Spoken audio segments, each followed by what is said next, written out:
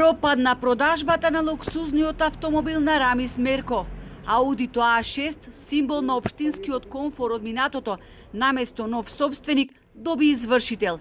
10 дена пред закажаната аукција за продажба на возилото со волан од змиска кожа, за кој Мерко своевремено искешира 67.000 евра, општина Струга доби забрана да го продава.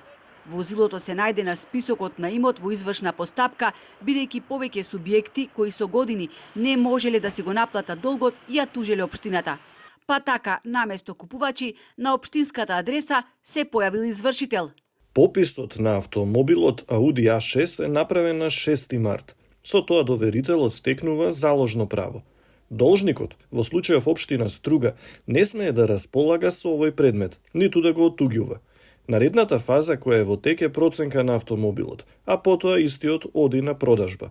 До моментот на отпочнувањето на продажбата, општина Струга може да го плати долгот. Во тој случај, залогот престанува и општината може слободно да располага со автомобилот. Превземањето на локалната власт Кјура го започна со потпишување на одлука за продажба на Аудито, чија проценета вредност изнешуваше 21.800 евра. Парите требаше да бидат наменети за набавка на комбе, кој ќе им служи на општинската администрација, спортските клубови и на Центарот за деца со посебни потреби.